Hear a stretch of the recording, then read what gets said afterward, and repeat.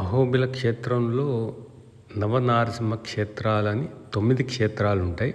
9 క్షేత్రాలలో బాగా నడకదారి ఉండే క్షేత్రం పావన నరసింహస్వామి క్షేత్రం. పావన నరసింహస్వామి క్షేత్రానికి మీరు నడుచుకుంటూ వెళ్ళే దారి ఉంటుంది, వాహనంలో కూడా వెళ్ళచ్చు. నడుచుకుంటూ వెళ్ళే దారికి వెళ్ళాలంటే అహోబిలంకి చేరి అహోబిల నరసింహస్వామి క్షేత్రం, ఈ క్షేత్రం పక్కన కనిపిస్తున్న కోవెల దారి పక్కగా వెళ్తూ నడక దారి ఉంటుంది. సుమారు 6.5 కిలోమీటర్లు ఉంటుంది. ఇలా నడుచుకుంటూ 1.5 ఈ పక్కని వెళ్తే వరాహ, జ్వాల, మాలోల క్షేత్రాలు వస్తాయి. 3 క్షేత్రాలు. ఇటు కుడివైపుగా వెళ్ళే మార్గం అనుసరిస్తూ వెళ్తే పావన క్షేత్రానికి వెళ్తారు. మెట్ల దారి సుమారుగా 1.5 కిలోమీటర్లు ఉంటుంది. ఈ మెట్ల దారిని అనుసరించి సుమారుగా 1.5 కిలోమీటర్లు ప్రయాణం చేస్తే నడక దారి వస్తుంది 5 కిలోమీటర్లు. 5 కిలోమీటర్ల తర్వాత మీరు పావన క్షేత్రాన్ని చేరుకోవచ్చు. ఇది మాలోల నరసింహస్వామి క్షేత్రం. మాలోలుడు అంటే లక్ష్మీలోలుడు నరసింహస్వామి ఇక్కడ లక్ష్మీలోలుడై ఉంటాడు. ఇది ప్రహ్లాదుడి బడి.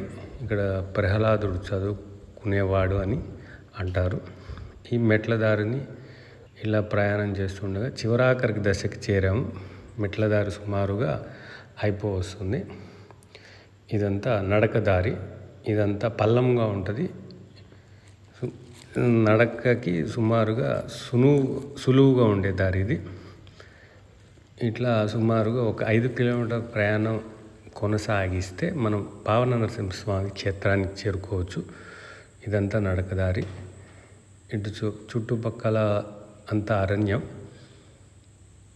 చూడండి ప్రకృతి యొక్క అందం. సుమారుగా వాతావరణం అంతా వాన పడేట్టుగా ఉంది. వాన పడుతుంది, ఆగుతుంది. చివరాఖరికి అట్లా బురదలో రాళ్ళు తేలుతూ మన ప్రయాణం కొనసాగుతుంది. ఇట్లా నడుచుకుంటూ వెళ్తే మార్గం మధ్యలో మనకి చెంచులక్ష్మి అమ్మవారు ఒక గుహలో తపస్సు చేసుకున్న ప్రదేశం కనిపిస్తుంది. అది కూడా మనం సందర్శిస్తాం. వాన ఎక్కువగా ఆగటం వల్ల ఆ రోజంతా దోమలతో దారి ఉన్నది. కొంచెం ఇబ్బంది పడ్డాం. చూడండి ప్రకృతి అంతా అందంగా ఉందో, దారంతా నిర్మానుషంగా. ఇక్కడే చెంచులక్ష్మి అమ్మవారు తపస్సు చేసుకున్న ప్రదేశం ఇది. తిరిగి మళ్ళా మన పావన నరసింహస్వామి క్షేత్రానికి వెళ్ళే దారి ఇది.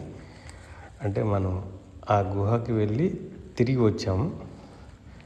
ఇటు వెళ్తే పావన నరసింహస్వామి క్షేత్రానికి చేరుతాము. ఆ కనిపిస్తున్న దేవాలయమే పావన నరసింహస్వామి క్షేత్రం. ఇక్కడ చెంచు లక్ష్మీ సమేత నారసింహస్వామి వారు వేంచేసి ఉన్నారు ఈ క్షేత్రంలో. ఇదే దేవాలయం. ఇక్కడ పావన నరసింహస్వామి అంటే భరద్వాజ ఋషి పాపం చేస్తుంటాడు గోవంతా. ఆ పాపం తెలుపుకోవాలంటే తపస్సు చేస్తారు. తపస్సు మెచ్చుకొని ఇక్కడ చెంచులకి సమేతంగా స్వామివారి దర్శనమిస్తారు. ఇంకా పావన నరసింహస్వామి నవగ్రహాల్లో బుధగ్రహం అంటే కళ్యాణం, ఉద్యోగం, వ్యాపారం, సంతానం ఇవన్నీ కోరికలు ఎత్తాయి.